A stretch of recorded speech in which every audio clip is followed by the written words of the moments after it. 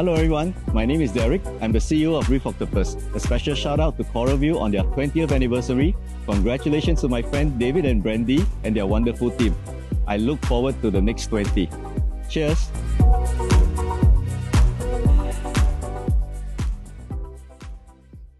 Hey everybody, welcome to another episode of CVtv Podcast. My name is Carlos and I'm here with my co-host David Dock. And how are you, Dave? Doing good today, Carlos. How are you? I'm doing well. Hey, so we got a great podcast today. We are celebrating 20 years of partnership between CoralVue and Reef Octopus. Yeah. And in 2004, 2005 is when we started working with Hania, right? Which is the parent company of Reef Octopus. Because technically Reef Octopus is just a brand. Correct. Yeah, Hania is the actual company behind Reef Octopus. So, yeah, we started that in 2004. And it's been a tremendous partnership and really excited to celebrate this with them.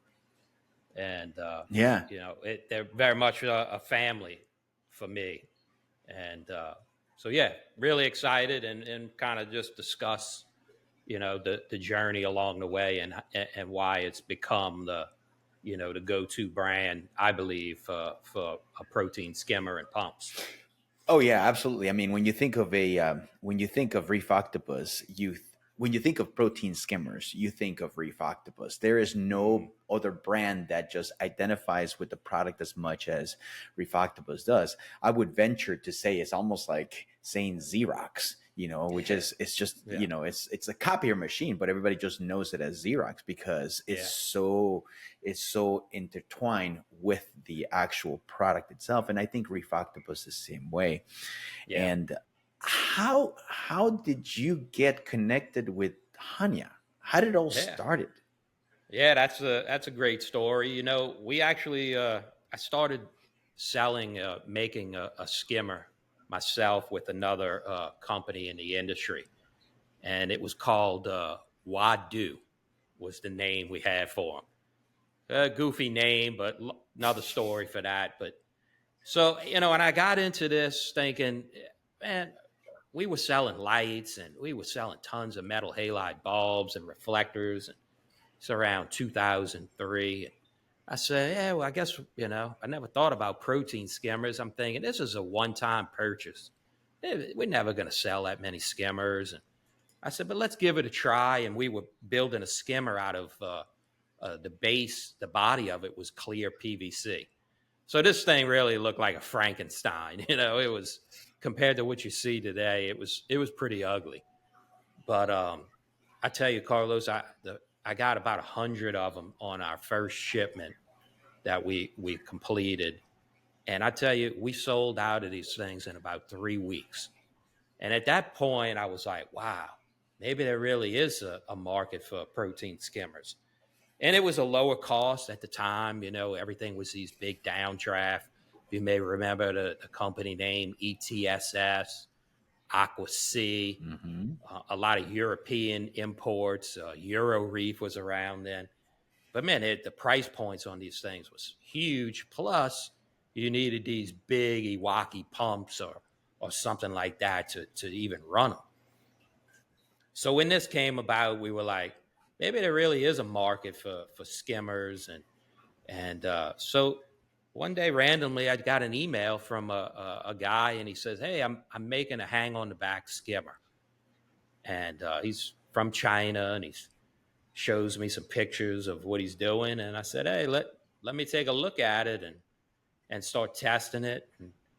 And from there, I was doing testing on my home tanks. And from there, it was like, hey, can we do any other full body skimmers? And showed him what I was doing with the Wadu skimmers.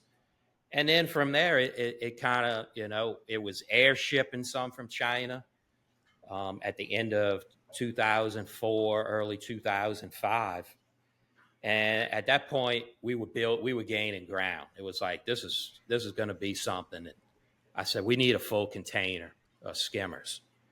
And the container left in probably late July of 2005. And in August of '05, we were hit by Hurricane Katrina. And for me, it was a big hit. Um, uh, at the time, the company was very small. Where I was located at the time had 7 feet of water in it. We were decimated, lost everything. And in that process, the container, because the port of New Orleans was closed, the container had nowhere to go. So it was actually what they call seized by customs. It had nowhere to go. So after we did get our feet on the ground, we had no idea where the container was, how we were going to get it, or if they just sent it back. And my communication didn't get back to reaching overseas till probably close to 2 months after the storm. And they told me over there from the news, they presumed we were all dead. So shortly after, Wow. we located the container. It was intact. It was in Houston, being held. And basically that container is what saved CoralVue, because it was paid for. Everything else was gone. I had no real insurance at the time that to cover the loss of inventory. But because that container was saved, it was paid for. It helped me basically rebuild CoralVue from nothing. And so, yeah, that's it. The brand and the relationship holds a long and sentimental value for me. That's a great story, Dave.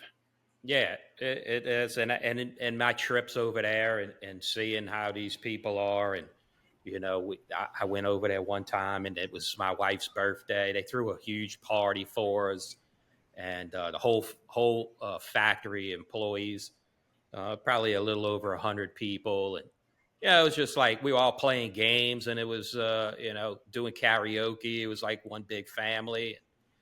So those are the kind of things that stick out to me in the relationship, and I'm appreciative for that. All right. Let's talk about more about Reef Octopus. We're talking here. We have a 20-year celebration. Jeremy Rykiel here. Jeremy is our Reef Octopus expert. And if you see a Reef Octopus pump, Reef Octopus skimmer out there, a lot of the features, a lot of the things that at one point were the differentiation between the Reef Octopus skimmer and other skimmers was because of a partnership between Jeremy's work and Reef Octopus on the other end of the spectrum. Jeremy has an eye for the design and for figuring out things that how to make the air work, the air injection work perfectly with the body. And that's not something that anybody can do. Yep. Yeah, we just took time and took the fundamentals of the air and water intake and presented it to the proper size body. There was a good time there that everybody's trying to punch as much air into a body as possible and thinking, hey, it just creates this awesome skimmer. Lo and behold, it just becomes something that you have to babysit and deal with on a daily basis. It doesn't work quite that way. So we've together we've toned it down. We've come to basically body styles across the whole line of Reef Octopus are pretty much the same, going from the more affordable classic line going all the way up to the elite line. The body structures and sizes all remain the same. Biggest difference is usually the pump.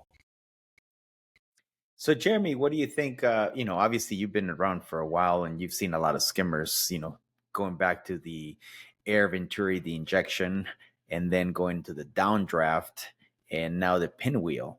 What do you think of the evolution of the skimmer in terms of how much it has changed and how drastically has it been optimized? I mean, we've taken it pretty much tenfold in the past century with skimmers. I mean, you've went through something that was a complete energy hog and super loud to something that you can fit compactly into a sump that is quiet and uses hardly any energy whatsoever. I mean, I think it's a tall feat that we've accomplished in such a short period. I remember when we used to use the mag pumps. Remember those, Dave? Oh yeah. When you used to have the downdraft skimmers, and we used to buy the biggest mag pump you could buy and afford, just to run this tiny little skimmer that was probably like 24 inches tall. Yeah. Remember that? Oh yeah. And you're trying to cram as much water and whatever air it can draw from that volume of water into the body. So it was so highly inefficient what we were doing back then. And it's come so far in really a short period of time. I can even remember,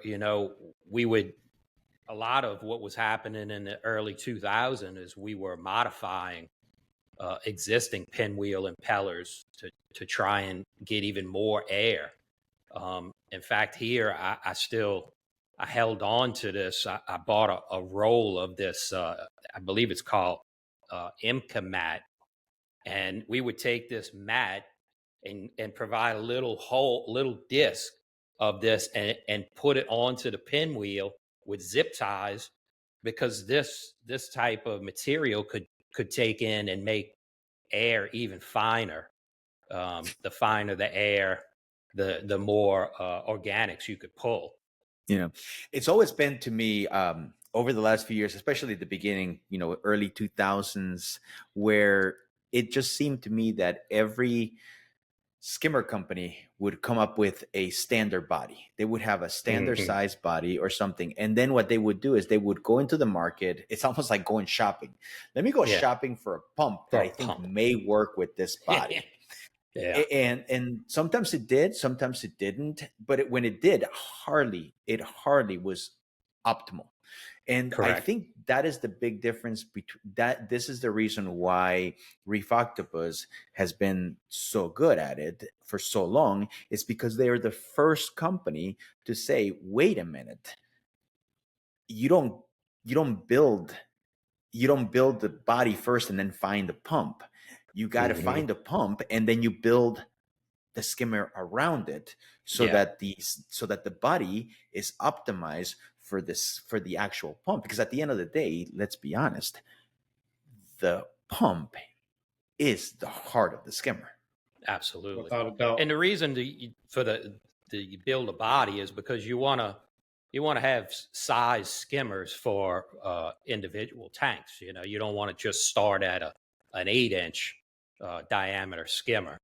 So you want to start at a 4-inch, something that's suitable for a range of aquarium size. So that's the reason. And that's the biggest thing I try and tell people is every other pump you see on the market for a protein skimmer. And I'm not taking a shot at these manufacturers' pumps. And there's really, let's be honest, there's like 2 of them out there. They're taking a pump and they're making a pinwheel impeller that fits the power factor of that pump specification with a water impeller in it. So whatever they can get in a needle wheel, a pinwheel that meets the electrical specification of that pump, that's what they're going to go with in that skimmer body. The other way around with Reef Octopus, they can't. And what is the power factor, Jeremy? Explain to us the power factor and why this is important. The power factor, if you don't hit the power factor, you're basically wasting the energy and heat. It's dispensed into your aquarium and not into the actual product, the revolution. Well, the power factor is it's almost 1. And for those users, let's say you have a power factor of 1, or let's call it 100%. 1 is 100% and all that. So then what you have is you have a skimmer you have a pump that you're providing it 100% power, but it's only in the actual use, it's only using like 80%, and the rest of the power is wasted in heat because it's got to go somewhere. It has to go somewhere. And it's a transfer back to water. And exactly. So if the impeller is only using, if the actual moving parts is only using 80%, the rest of it has to go somewhere, which is heat, and that heat is transferred to the water. Reef Octopus created a pump with an impeller that has a power factor of 1, which means that every single bit of power going into that pump is used for the impeller and is not wasted by heat. That's what a power factor is. Yeah. And you cannot convert a skimmer pump back to a water pump and vice versa. Correct. It doesn't work. We get that question a lot. Hey, I got this water pump, a bubble blaster or a Varios water pump. Can I convert it to a skimmer? And the answer is no. It will totally throw off that power factor and probably burn it up. It'll run. I mean, it'll run, but run. Again, 100%, it will not run efficiently. You will end up wasting a lot of power, and then you'll end up heating the water because of what's going on. Yeah. Yep. Yeah. So that was, in the evolution of Reef Octopus and Hanya, when we started this, it was, we were using a pump made by a company called Rykiel. And it got to the point where that company was no longer going to be making pumps. And they made pumps for other people in the industry as well. And it was at that point, that I approached the owner and said, we need to make our own pump if we're going to be successful long-term in this, instead of trying to use somebody else's pump. And there was a time where we went through a phase where we were using another manufacturer's pump that's still around. And several of them, actually. And while it worked, and it worked. We used the Ascol pumps. Yep. We use CJs. We also used the CJs. Yep. And they're perfectly good pumps, but for the application that we're using, it was just not optimal. We're not saying that they were bad pumps. They're good pumps in their own right. But when you pair them with a body, there's a lot more than just creating a body and put the pump and then turn it on. There has to be, the design has to be done correctly. Yeah, I think our biggest straw was when we went for the refill line and we started throwing the darts on the skimmer. We were like, all right, we got to go back to the drawing board. There's got to be a better way of getting a skimmer pump to perform on these things without having to put this huge monster on. Yeah, you're thinking about a huge magnetic driven pump. And we were getting some crazy, air numbers with it, but at what cost? It was an big, bulky external pump, meaning an external 120 skimmer. watts when it was modified with the pinwheel. I mean, but nothing compared to when we replaced it with the 10,000 bubble blaster. Before the bubble blaster, we had the OTP pumps. That was the previous pump that was made by Rykiel. We used for many years and was used for other brands as well. Mm-hmm. I still get sometimes there's people out there that are still running those OTP pumps. They are. They were discontinued about 10 years ago, if I remember correctly, and we haven't had parts for them. Yeah, and we haven't parts for that. Obviously the impellers, after this many years, the impellers go bad. We just don't have replacement parts for it. But last week I got a customer that reached out to me and it's like, hey, I got this pump. Can I have replacement parts? And I'm like, oh my God, I can't believe it's still still working. But it's still working. It's still doing. It's, as they say, it's like, back in those days, they a lot of things, they don't make them like they used to. But when it comes to Reef Octopus, Jeremy brought up the bubble blaster. The bubble blaster is a beast. That thing is a workhorse. Yeah. It was the first real skimmer pump ever to hit the market. It was literally, you had the clear volute, so you saw the air being drawn in and extracted out of the output. You saw the full performance. That thing was beast. And then it then carried on over to the DC line, to the Various. Now you got a fully controllable line of skimmer pumps. And the bubble blaster is still being used. If you go to public aquariums and big systems, that's what they use. That is the pump of choice. It's not the DC pump. It's actually the bubble blaster pump, the 10,000. That is the pump of choice because it can handle that much on a big, large skimmer. Yeah, currently we don't have a Various pump large enough to do that kind of skimmer work. Yep. But that may be something in the works, but We're not gonna get We'll to see. that one yet. Right. Right? It's CoralVue. We always keep everything pretty yeah. close. Yeah. Back then, Jeremy, and maybe you could touch on it, how much work we did with flow meters, reading SCFH, doing airflow calculations to really try and figure out how much air was being. Look, it's like an engine. You think of like a carbureted engine and trying to get as much air and fuel. And in this case, it's air and water into a body. And that's what we really spent a lot of time experimenting with. And you really, you used to hear so much talk about that. And now it's not really even talked about anymore because it's just gotten so good. Mm-hmm. Yeah, you don't have to think about it. You don't have to modify. Back then, Correct. You had to reverse engineer the pinwheel, the propeller wheel into a pinwheel. And a lot of times, like Reef Octopus would send me a lot of like 20 different impellers. They would all be the same.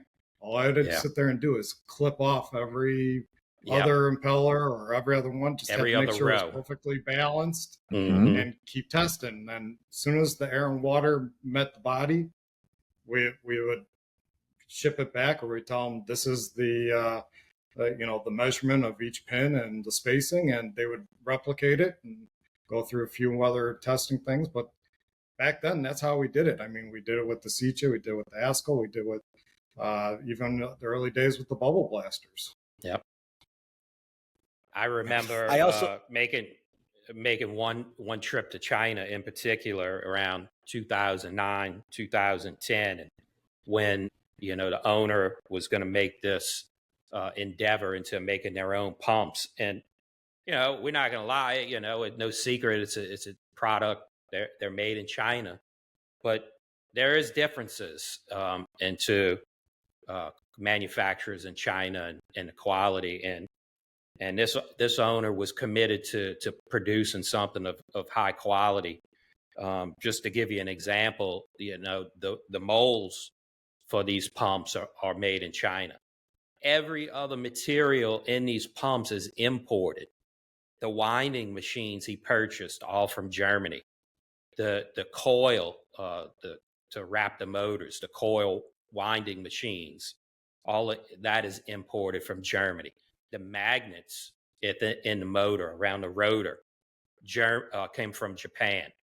They're using 3M epoxy to seal the waterproof sealant inside the casing.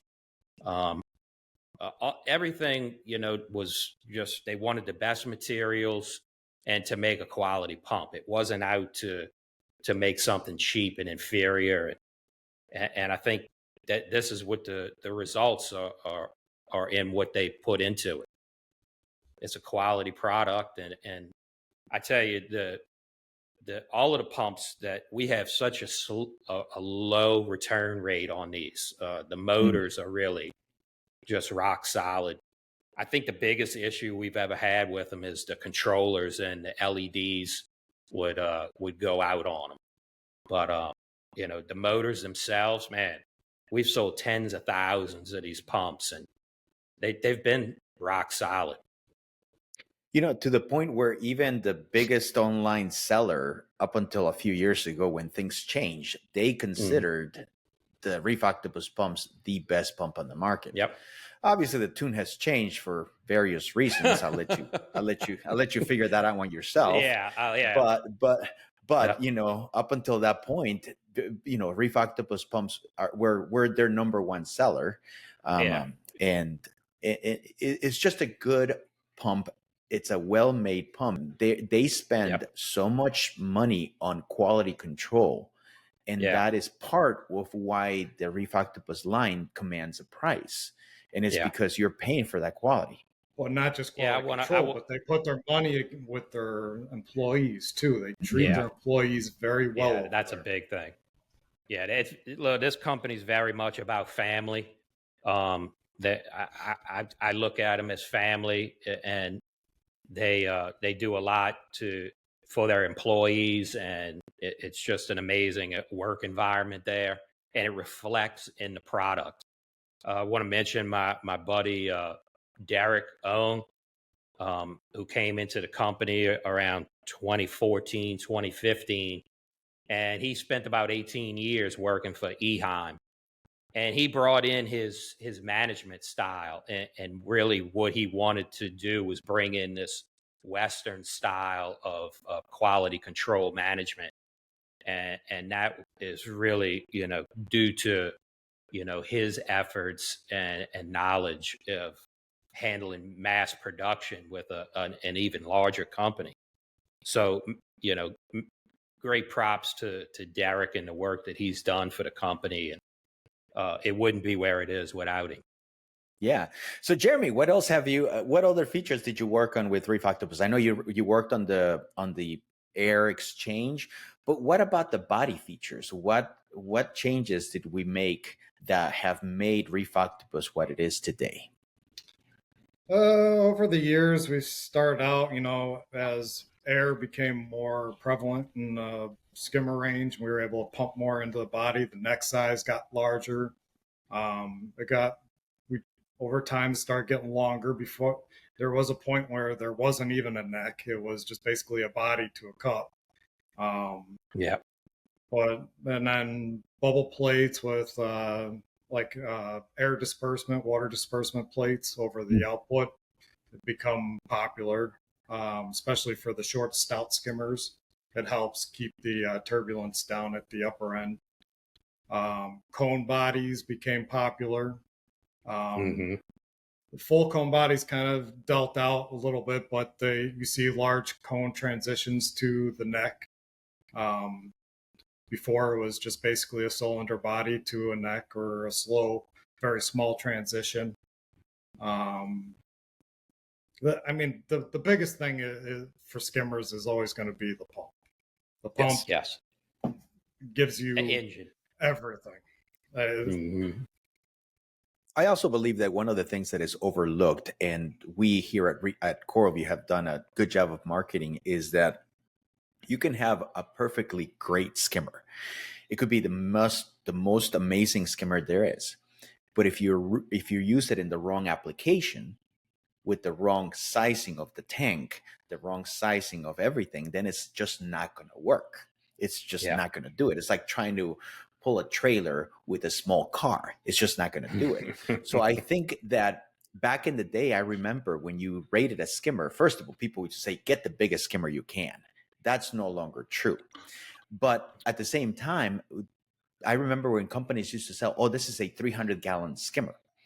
And then when I started here at CoralVue, we also started doing we need a range, because the skimmer is not just for 300 gallons. It'll work on 150 and it'll work on 400 gallons, but the pace depends on the bioload. So I think what I'm getting to is that we worked really hard. Our marketing worked really hard in educating people into not thinking of a single digit, but start thinking of a range, which made the skimmer far more efficient, because then it actually allowed people to use the skimmer correctly and then like the skimmer, instead of saying this thing doesn't work. Yeah. Absolutely. And that's the biggest thing. People throw a huge skimmer on a small system and expect miracles to be pulled out of the water. It's like, okay, you don't have the bioload to pull out. Where are you going to draw this crap from? It doesn't come out of the space. So that's where you got to fit the skimmer to the size. And with Reef Octopus, not only do they fit the skimmer size, but it also, you have your choice of options of how you want to do it. You can do it external circulating. You can do it in sump. You can do a space saver. You could do like an OVP style skimmer. I mean, the options are endless, and each one of them has a range of sizes, so the user can choose, okay, this is ranged from my size tank, it fits within this range, heavy to light bioload, this is going to work for me. No longer have to take the guess of, well, this might work, or I'll just oversize it just to because chase off all precautions, because you can. No, it's all. Go ahead, Dave. And then they're contacting us. This skimmer doesn't work. It's not pulling anything. And then we're got to start asking questions like, do you have any you got anything in there? Well, I got one fish, and I'm like, there's nothing to take out. It's just that little clown is not going to poop as much as you think. All you're pulling out is bacteria out of the water. Exactly. Probably the same stuff you're pouring in the tank as bacteria, you're just drawing right out. So that's all you're getting out of performance. Yeah. So I think it has been over the last few years, obviously with the invention of the internet and videos and everything, people are starting to have already gotten to the point where they understand now how a skimmer works. Back in the days, we didn't. It was just word of mouth, and you got the biggest. And we were all so used to find the biggest skimmer because it needed to be a big skimmer they were so inefficient that they just wouldn't work. I was going to say now, Carlos, it's the opposite, where they're so efficient that, I was just thinking of our friend Vic over at Worldwide Corals. He'll actually shut skimmers, and they're running all Reef Octopus skimmers. He'll shut the skimmers off by looking at the corals and say, shut it down, because he can see it's starving the corals. So shut it down, and then he'll know when to turn them back on. But he's really, I think he's an artist in what he does and his knowledge of corals. But it's just, he says that they're just that efficient. They will strip the water of everything. So just the polar opposite of where we've come to where we are now. That's a lost art. I mean, that's a show in itself, just to be able to read your tank and not just look at the numbers, but actually look at the corals. And it's a lost art that, a lot of the old timers know how to still do, but not anymore. But speaking of efficiency, let's talk about the Various pump and the RODC pumps, the predecessor. And that was really when Reef Octopus kind of took hold of the market and kind of said, okay, we are here and we establish ourselves as the number one skimmer, was that RODC Various pump. I mean, those are quiet. The power factor is near 1. And sometimes you can't even tell if the pump is running unless you put your hand on it. Yeah.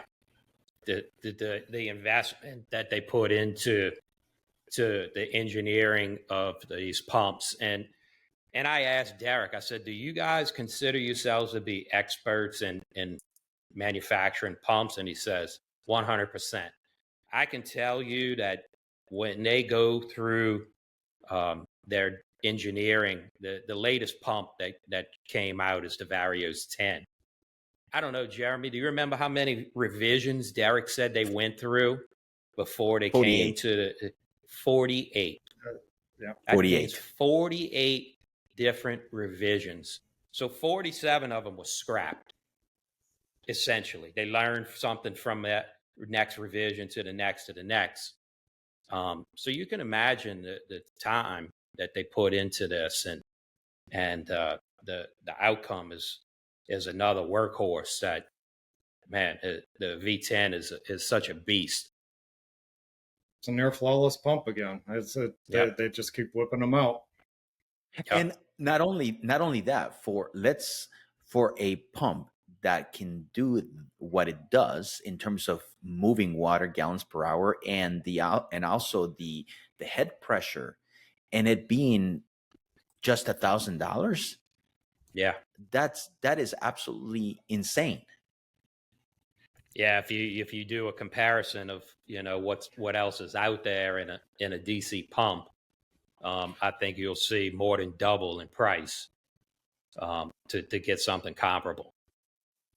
Or Right. you're going backwards to a magnetic driven energy hog, noisy Big beast. external pump with I mean, we go into these public aquariums, Carlos, we got to put hearing protection on in some of them with these big pumps. It's crazy. Yes. So, and I can tell you firsthand, they're only going to keep coming with more. So you look for more and bigger pumps in the near future. And Reef Octopus has ventured into other things too. I mean, yeah, their bread and butter Flow are pumps. pumps and it's small pumps, but now we got flow pumps. And Yeah. wow, the the Octopus pumps, those are my favorite because they I literally, know. don't quote me on this one, but it's almost like I can just put the darn thing in there and forget about it. Obviously, I wouldn't tell you to do that. You had to clean them and everything, I know. but the maintenance is so low that it's almost a no-brainer. Carlos, They still the work, even maintenance, full of bubble yeah, algae, the full. whole cage. I mean, they still work. I mean, Still work. I don't flow still clean it. gets through it. I know. It really, guys. The best. I think the from what I've calculated, the return rate with a true defect is less than 1%. I always say the Octopulse pumps are the best kept secret on the market.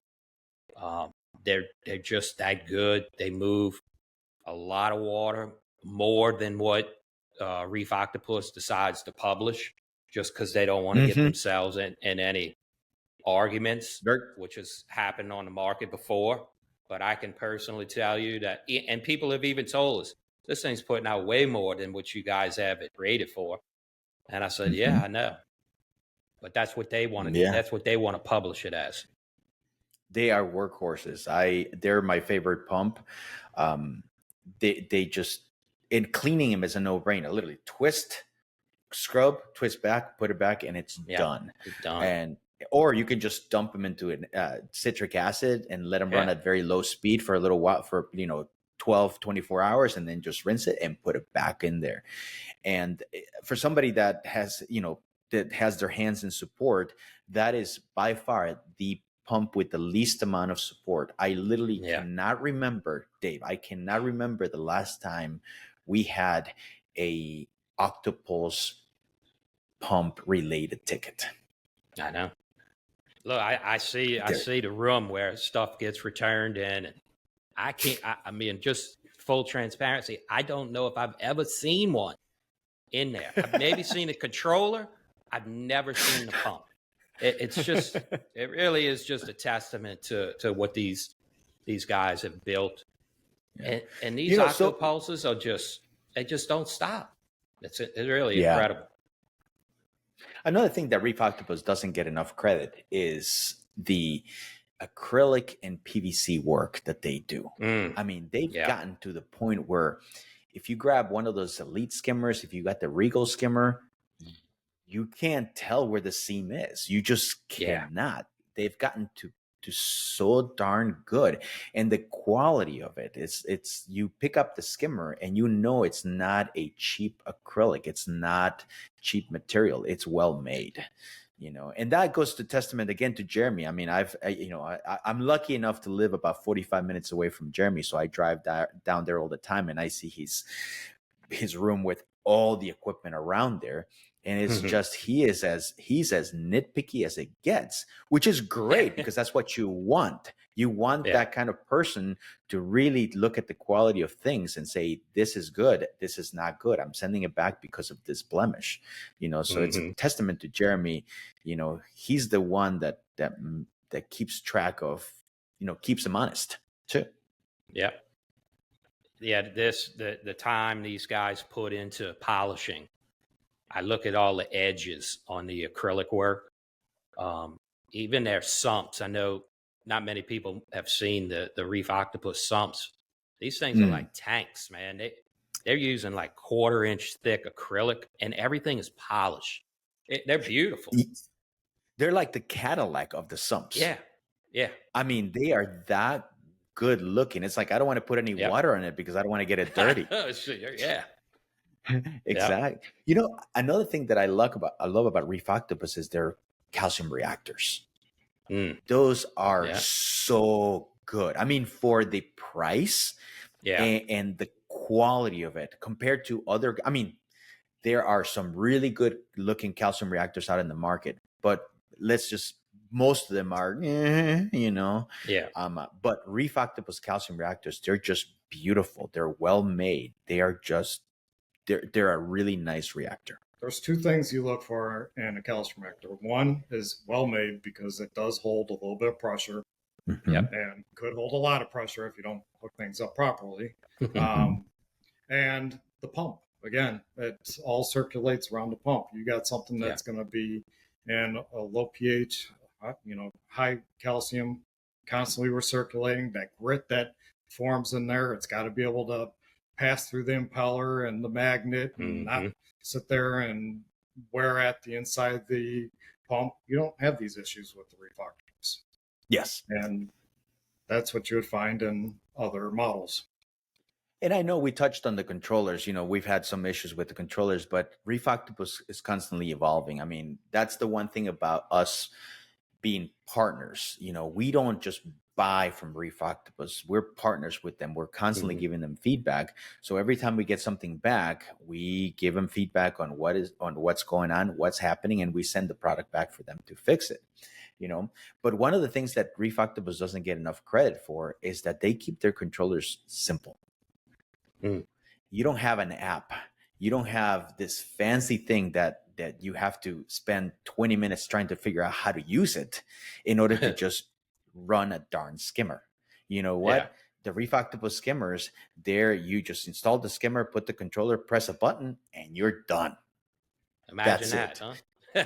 So, I mean, some people have, we here at CoralVue, we do hydros, and there's some gadget people out there that want that, but there's just for as many people that want this technology, there are as many people out there that just want a controller where I can just push a button and go.